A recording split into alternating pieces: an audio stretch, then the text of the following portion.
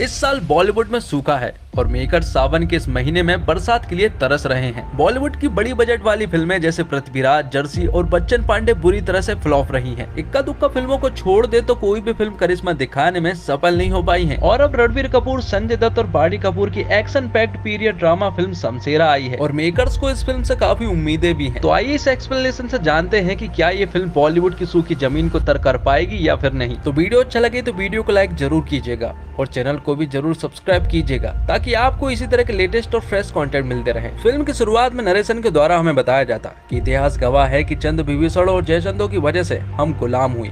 ये कहानी एक ऐसी जनजाति गुलामी की है जो कभी राजपूताना सेना के साथ थे, जो कहलाते थे खमेरन। खमेरन राजपूताना सेना के साथ लड़ा करते थे और जब एक बार सेना का सामना मुगलों से हुआ तो खमेरनों की जिंदगी की काया ही पलट गई, जिससे खमेरनों को उत्तरी भारत के काजा नाम के इलाके में जाना पड़ा। पर काजा में तो जात पात का ऐसा भेदभाव था कि काजा के ऊंची जातियों के निवासियों ने खमेरनों को नीची जात बता के वहाँ से भी निकाल दिया। जिसके बाद वक्त गुजरा, सदियां बीत गई और अब तो खमेरनों का अंत भी नजदीक था। तो अब ना तो खमेरनों के पास कोई उम्मीद थी और ना ही कोई सहारा। लेकिन तभी खमेरनों के लिए एक फरिश्ता आया जिसे ना इतिहास की परवाह थी और ना ही तारीफ की चिंता, जो था कर्म से डकैत और धर्म से आजाद, जिसका नाम था शमशेरा। शमशेरा खमेरनों के लिए एक ऐसा फरिश्ता निकल कर आया जिसने अपना खुद का गिरोह बनाया और ऊंची जात वालों से बदला लिया। और अब उनके ऊपर जुल्म होते नहीं है बल्कि अब वो ऊंची जात वालों पर जुल्म करते हैं। कुछ दिनों बाद उनका सामना अंग्रेजों से होता है और हाल यूं था कि वो लोग अंग्रेजों पर भी भारी पड़ते थे, क्योंकि जो शमशेरा की गैंग थी अब वो किसी से भी नहीं डरती थी और किसी का भी सामना करने की काबिलियत रखते थे। यहाँ पर जंगल में खमेरन ने अंग्रेजों को धूल चटा दी थी और काफी सारे अंग्रेजों को मार गिराया था। और फिर एंट्री होती है अंग्रेजों की तरफ से एक अंग्रेजों का गुलाम जिसका नाम था शुद्ध सिंह। शुद्ध सिंह एक दरोगा है, अंग्रेजों के लिए काम करता है और वो बहुत ही ज्यादा क्रूर आदमी है जो नीची जात वालों से नफरत करता है और उन्हें काफी बुरी सजा देता है। लेकिन यहाँ पर वो शमशेरा से लड़ने नहीं आया है बल्कि एक समझौता करने आया है। वो शमशेरा से कहता है कि वो लोग लड़ना नहीं चाहते, वो तुम्हें और तुम्हारी गैंग को एक जगह देना चाहते हैं ताकि तुम सारे खमेरन वहीं पर आजादी से निवास कर सको। इसके बदले में तुम्हें आत्मसमर्पण करना होगा। और ये बात शमशेरा को काफी अच्छी लगी, क्योंकि वो लोग हमेशा भटकते रहे हैं, कहीं पर ठहरे नहीं और अपने लिए नहीं तो कम से कम उसने अपने गिरोह के लिए ये बात सोची और शुद्ध सिंह से समझौता कर लिया। जिसके अगले सीन में हमें दिखाया जाता काजा का किला, जो कि आजाद नदी के किनारे था और अंग्रेजों ने काजा का किला खमेरनों को दिया था ताकि वो यहाँ पर आराम से अपना जीवन व्यतीत कर सके। और इस जगह को देखकर खमेरन भी खुश थे, क्योंकि पहली बार उन्हें रहने के लिए खुद की जगह मिल रही थी। लेकिन ये खुशी ज्यादा देर तक नहीं टिक पाती, क्योंकि जब सभी खमेरन काजा के किला के अंदर पहुंचते हैं तो उन्हें पता चलता है कि वो तो एक ऐसी जगह पर आ चुके हैं जो कि किसी जेल से बदतर है, क्योंकि वो सारे लोग ट्रैप्ड हो चुके थे। अंग्रेजों ने उन्हें बहला फुसलाकर समझौता किया और उन्हें काजा के किला के अंदर बुलाकर बंदी बना लिया और उनके ऊपर काफी अत्याचार किए। दरअसल ये सारी चाल ऊंची जाति वालों की थी। उन ऊंची जाति वालों ने अंग्रेजों को 5000 तोला सोना दिया, जिसके बदले में खमेरन को बंदी बनाने को कहा। इतना सारा सोना देखने के बाद तो अंग्रेजों के मुंह में पानी आ गया, जिसके कारण उन्हें तो खमेरन को बंदी बनाना ही पड़ा। यहाँ पर एक अंग्रेज शमशेरा से कहता है कि अगर वो अपने लोगों की आजादी चाहता है तो वो उनके पास 10,000 तोला सोना लाए और इन सारे लोगों को ले जाए। इस छोटी सी उम्मीद को देखकर शमशेरा खुशी खुशी इस बात को मान जाता है और पेपर पर अंगूठा लगा देता है। लेकिन अब प्रॉब्लम ये थी कि उन्हें 10,000 तोला सोना लाना है, लेकिन उससे पहले उन्हें इस किले से बाहर निकलना होगा, तभी वो लोग कुछ कर सकते हैं। शमशेरा के साथ उसका एक दोस्त था जिसका नाम पीर था और उन दोनों की बातों से हमें पता चलता है कि किले के नीचे सदियों पहले एक सुरंग थी, लेकिन अब वो सुरंग कहाँ पर है ये नहीं मालूम है। इसलिए शमशेरा पानी के नीचे जाकर देखता है और उस सुरंग को ढूंढने की कोशिश करता है, पर उसे सुरंग नहीं मिलती है। शमशेरा को पानी की ओर नीचे जाना था, लेकिन वो ज्यादा नीचे नहीं जा सकता था। वहीं पर एक कुआं था और उसी कुएं की मदद से वो नीचे जा सकता था, लेकिन उस कुएं की गहराई में जाने के लिए उसे किसी ऊंची जगह पर जाकर उसमें कूदना था ताकि वो उस गहराई तक पहुंच सके। और उन्हें वो ऊंची जगह मिल भी जाती है, लेकिन प्रॉब्लम ये थी कि सिक्योरिटी काफी ज्यादा होने के कारण वो ऊपर नहीं जा सकता था। लेकिन एक दिन रात को शमशेरा चोरी छुपे उस ऊंची जगह पर चढ़ने लगा, लेकिन ये सारा नजारा नीचे खड़े पुलिस वाले देख रहे होते हैं, जिसके कारण वो लोग शमशेरा के ऊपर गोलियां चलाने लगते हैं। लेकिन शमशेरा नहीं रुकता। लेकिन आखिर में शमशेरा को एक ऐसी गोली लगती है कि वो सीधा नीचे आकर गिरता है। थोड़ी देर के बाद शुद्ध सिंह आता है। वो शमशेरा को मारने वाला था, लेकिन उससे पहले उसे पता चलता है कि शमशेरा की एक वाइफ भी है और वो प्रेग्नेंट भी है। शमशेरा ने अपनी वाइफ से पहले ही कह दिया था कि कुछ भी हो जाए वो अपने बच्चे को जरूर बचाएगी। इसलिए उसे बचाने के लिए उसकी वाइफ शमशेरा को भगोड़ा घोषित कर देती है और उसके ऊपर एक पत्थर भी दे मारती है। और ये देखकर सारे खमेरन शमशेरा के ऊपर पत्थर मारकर उसकी जान ले लेते हैं। इसके बाद कहानी 25 साल आगे शिफ्ट होती है, जहाँ पर हम बल्ली नाम के एक आदमी को देख पाते हैं जो कि शमशेरा का बेटा था, जो कि हूबहू शमशेरा की तरह ही लगता है। और काजा के किला के खमेरन उसे भगोड़े की औलाद बुलाते हैं, जबकि बल्ली को अपने पिता की असलियत के बारे में कुछ भी नहीं मालूम है, क्योंकि उसकी माँ ने उसे कुछ भी नहीं बताया है। दरअसल बल्ली भी एक हवलदार बनना चाहता है। और फिर उसी रात एंट्री होती है सोना नाम के एक डांसर की, जो कि इलाकों में जाकर डांस किया करती है और एंटरटेनमेंट करती है। और यहाँ पर हमें पता चलता है कि सोना काजा के किला काफी आया करती है और यहाँ पर कई बार उसने डांस भी किया है। और बल्ली और सोना एक दूसरे को काफी पसंद भी करते हैं। अब अगले दिन बल्ली अंग्रेजों के पास चला जाता है और उनसे कहता है कि उसे भी दरोगा बनना है। तो शुद्ध सिंह उससे कहता है कि अगर वो दरोगा बनना चाहता है तो उसे कुछ परीक्षा देनी होगी, जैसे कि वहां पर एक बच्चा बैठा हुआ था, उसके ऊपर 30 कोड़े मारने होंगे। अगर वो उसको 30 कोड़े मार देता है तो वो दरोगा बन जाएगा। लेकिन बल्ली ये नहीं कर पाता, क्योंकि वो बच्चा उन्हीं के यहाँ का था। इसलिए वो लोग बल्ली के ऊपर ही 30 कोड़े मारने लगते हैं और बेरहमी से उसकी खाल निकाल देते हैं। रात को बल्ली की माँ उसके ऊपर मरहम लगाने के लिए आती है, लेकिन यहाँ पर बल्ली अपनी माँ से कहता है कि इस मार से इतना दर्द नहीं हुआ, बल्कि जब लोग कहते हैं कि ये भगोड़े की औलाद है तब ज्यादा दर्द होता है। और ये सारी बातें सुनने के बाद बल्ली की माँ बल्ली को सारी बातें बता देती है। और पीर बाबा भी बल्ली को सारी बातें बता देते हैं कि उन्हें इस किले से कैसे निकलना है। पीर बाबा ने ये सारी बातें बल्ली को रात में बताई थी और अगले ही दिन बल्ली तो उस पर्वत पर चढ़ चुका था और वहां से कूदने के लिए भी बिल्कुल रेडी था। जबकि ये काम पीर बाबा और शमशेरा ने रात में किया था, लेकिन बल्ली ने ये काम दिन दहाड़े कर दिया था। जिसके बाद बल्ली उस ऊंची जगह से कुएं की गहराई में कूद जाता है और वहां की एक सुरंग से आजाद नदी के किनारे पर पहुंच जाता है। और पीर बाबा ने बल्ली को सब कुछ बता दिया था कि यहाँ से निकलने के बाद उसे कहाँ पर जाना है और किन किन लोगों से मिलना है। उसे दूध सिंह से मिलना था, जो कि यहाँ से काफी दूर रहा करते थे। उन्होंने परफेक्ट लोकेशन भी बता दी थी, इसलिए वो आखिरकार दूध सिंह से मिल जाता है। दूध सिंह जैसे ही बल्ली से मिलता है तो उसे शमशेरा की याद आ जाती और उसे पता चल चुका था कि शमशेरा मर चुका है।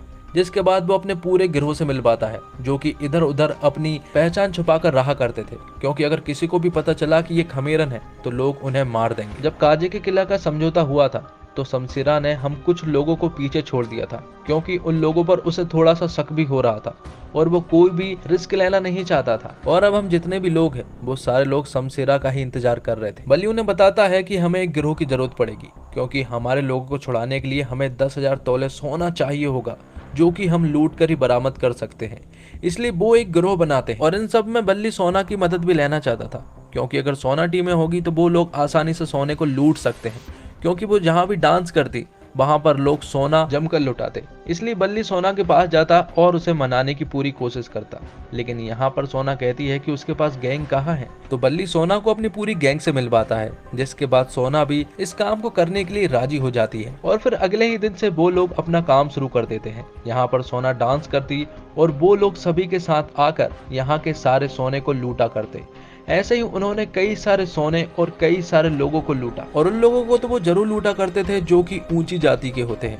और शमशेरा की तरह ही बल्ली की गैंग ने भी उसी तरह से भी दबदबा बना लिया था जैसे कि शमशेरा ने बनाया था। लोग यहाँ पर शमशेरा की गैंग से डरने लगे और धीरे धीरे करके ये बात पूरे एरिया में फैल जाती है। और जब ये बात शुद्ध सिंह के कान में पहुंचती और उसे पता चलता कि इन सारे कामों में सोना उनकी मदद कर रही है, तो वो अगले ही दिन सोना को उठाकर अपने पास ले आता है, क्योंकि उसे पता था कि अगर वो सोना को उठाकर लेकर आ जाएगा तो बल्ली भी यहाँ पर आ जाएगा। हालांकि शुद्ध सिंह को ये बिल्कुल भी नहीं मालूम था कि ये बल्ली कर रहा है, क्योंकि उन लोगों को तो यही लग रहा था कि बल्ली मर चुका है। क्योंकि बल्ली जब कुएं में कूदा था तो उन्हें ऐसा लगा था कि वो मर चुका है, क्योंकि उस कुएं में ढूंढने के बाद उन्हें एक लाश मिली थी जिसकी हालत काफी ज्यादा खराब हो चुकी थी, और उन्हें ऐसा ही लग रहा था कि ये लाश बल्ली की ही है। तो आगे अब हम देखते हैं कि शुद्ध सिंह ने सोना को उठाकर ले गया था, और देखते ही देखते यहाँ पर एंट्री हो जाती है बल्ली की, जो कि सीधा आकर यहाँ पर एक आग का सर्कल बनाता है, जिसने अपने मुंह पर कपड़ा भी बांध कर रखा था ताकि यहाँ पर शुद्ध सिंह बल्ली को पहचान ना पाए।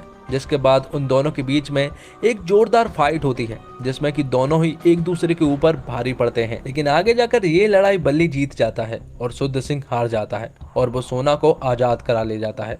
जिसके बाद सोना और बल्ली की शादी हो जाती है, और अब वो अपनी लाइफ से खुश भी हो चुके थे, जो शुद्ध सिंह के कारण हुआ। इसलिए उनके एरिया में एक और नया ऑफिसर आता है, जो कि अखाड़े में आकर सभी को लड़ने के लिए चैलेंज करता है, और इस चैलेंज को बल्ली एक्सेप्ट करता है। जिसके बाद उन दोनों के बीच में भी एक जोरदार फाइट होती है। यहाँ पर बल्ली का मकसद लड़ना नहीं था और ना ही उस ऑफिसर को मारना था, बल्कि वो तो उस ऑफिसर को ये बताना चाह रहा था कि शमशेर अब वापस आ चुका है। और साथ में वो उसे बताता है कि एक बार हमारे इतिहास को जरूर पढ़िएगा, क्योंकि अगर वो एक बार हमारे इतिहास को पढ़ेंगे तो सब कुछ समझ जाएंगे कि हम लोग कौन हैं। जिसके बाद वो ऑफिसर शमशेर के इतिहास के बारे में पढ़ने लगता है और शुद्ध सिंह को भी उसके बारे में बताता है। और शमशेर का नाम सुनते से ही शुद्ध सिंह को ये यकीन हो गया था कि वो आदमी कोई और नहीं बल्कि बल्ली ही है, और अब उसके अंदर एक गुस्से का पहाड़ बन चुका था। साथ ही वो अपने ऑफिसर को बताता है कि कल उसकी शादी है, इसलिए आइएगा जरूर। जिसके अगले सीन में हम देखते हैं कि बल्ली अपने लोगों को बता रहा होता है कि सोना अभी भी कम है और उन्हें कई सारे सोने की जरूरत पड़ने वाली। यहाँ पर उन लोगों को शुद्ध सिंह की शादी के बारे में खबर लगती है और शादी का सोना तो वो अक्सर लूटा करते हैं,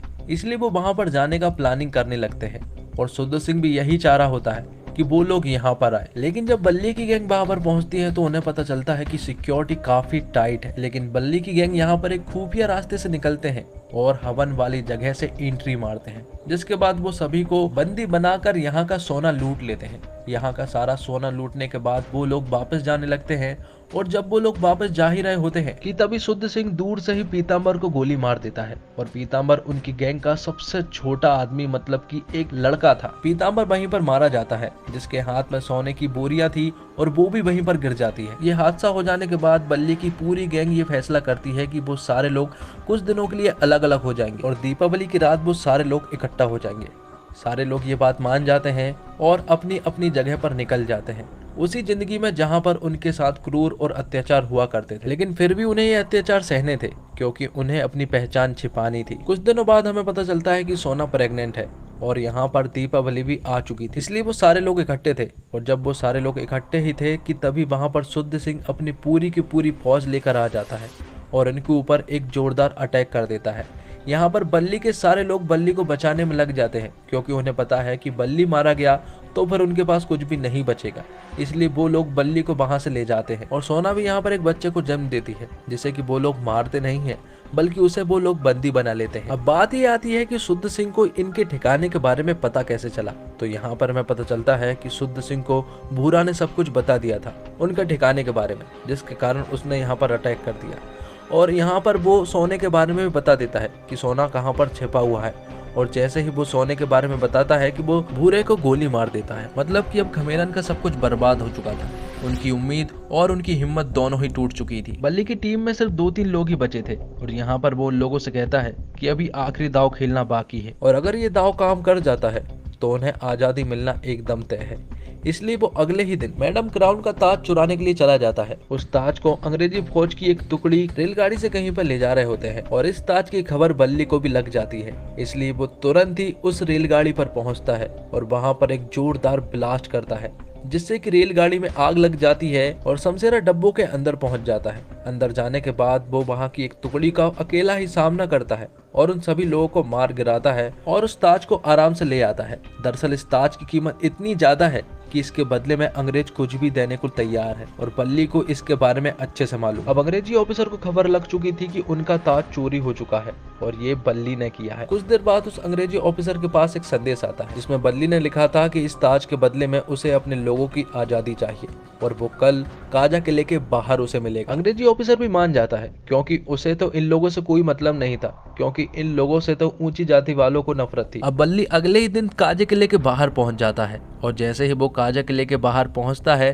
कि अचानक ही शुद्ध सिंह अपने पूरे आदमियों के साथ आता है और यहाँ पर अंग्रेजी ऑफिसरों को गोलियों से छलनी कर देता है, क्योंकि उसने उन्हें धोखा दे दिया था। अब सारे अंग्रेजी ऑफिसर मारे जा चुके थे, सिवाय उच्च जाति के दरोगा के अलावा, क्योंकि इन्हीं लोगों को खमेरन से नफरत है। तो शुद्ध सिंह यहाँ पर बल्ली को भी बंदी बना लेते हैं और जब वो उसे मारने ही वाले होते हैं कि तभी अचानक से कई सारे कौवे उड़ते हुए इनके ऊपर अटैक कर देते हैं, जिसके बाद बल्ली और शुद्ध सिंह के बीच में एक जोरदार फाइट होती है। इस फाइट में दोनों ही एक दूसरे के ऊपर भारी पड़ते हैं और बेरहमी से दोनों एक दूसरे को मारने लगते हैं। लेकिन आखिर में सभी को पता है कि जीत किसकी होनी है, क्योंकि हीरो हीरो ही होता है। और आखिर में बल्ली शुद्ध सिंह को मार गिराता है। शुद्ध सिंह ने यहाँ पर जितने अंग्रेजों को मारा था उनमें से एक अंग्रेज जिंदा था और वो अफसर था। तो बल्ली ने यहाँ पर उस ताज को छोड़कर गया था और कहा था कि उसे ताज नहीं चाहिए बल्कि अपने लोगों की आजादी चाहिए थी। और बल्ली यहाँ पर शुद्ध सिंह को उसी तरह की मौत देता जैसे कि शमशेरा को मिली थी। तो दोस्तों, फिल्म शमशेरा एक लिहाज से देखा जाए तो सुल्ताना डाकू की कहानी की रूपांतरण फिल्म है। इस किरदार पर हिंदी सिनेमा में पहले भी फिल्में बन चुकी है, लेकिन इस बार यशराज फिल्म ने इसे नए सिरे से पेश करने का बीड़ा उठाया है। फिल्म एक किरदार के नरेशन से शुरू होती है। जब भी आप किसी का नरेशन सुनते हैं तो आप पाते हैं कि वो शख्स कहानी में अहम रोल निभाएगा। यहाँ ये केस नहीं है। यहाँ जो किरदार हमारे लिए कहानी खोलता है उसे फिल्म थोड़ी देर बाद पूरी तरह से भूल जाती है। अंत में आकर उसके दर्शन फिर से नसीब होते हैं। फिल्म ऐसा और भी सपोर्टिंग कैरेक्टर के साथ करती है जो कि अच्छा नहीं लगता। उनकी बैक स्टोरी पर और भी काम किया जा सकता था। और फिल्म देखते वक्त बैटमैन के चमगादड़ से लेकर महाभारत का अज्ञातवास वाला चैप्टर तक याद आ जाएगा। हीरो को जब आप लार्जर देन लाइफ बनाते हैं तो विलन भी वैसा ही रखना पड़ता है। शुद्ध सिंह बने संजय दत्त हिंदी सिनेमा के बेस्ट विलन नहीं है। निर्दयी होने के बाद भी आप उन्हें देखना पसंद करते हैं, बस राइटिंग उन पर मेहनत करने के मूड में नहीं लगती। फिल्म के डायरेक्टर करण मल्होत्रा ने एक विशाल सेट बनाया था, बढ़िया सिनेमेटोग्राफी, जबरदस्त बैकग्राउंड स्कोर और संजय दत्त व रणबीर कपूर जैसे मंजे हुए एक्टर्स के सहारे फिल्म को ग्रैंड बनाने में कोई कसर बाकी नहीं रखी। लेकिन अफसोस की फिल्म की कमजोर स्क्रिप्ट, स्क्रीन प्ले और डायलॉग्स के चलते वह इसमें कामयाब नहीं हो पाए। हालांकि फिल्म में इंटरवल से पहले से लेकर क्लाइमैक्स तक कई सारे दृश्य ऐसे आते हैं जब वह दर्शकों में उत्साह जगाती है, लेकिन कहानी जरूरत से ज्यादा लंबी खिंच जाने के कारण यह दर्शकों को बांध नहीं पाती।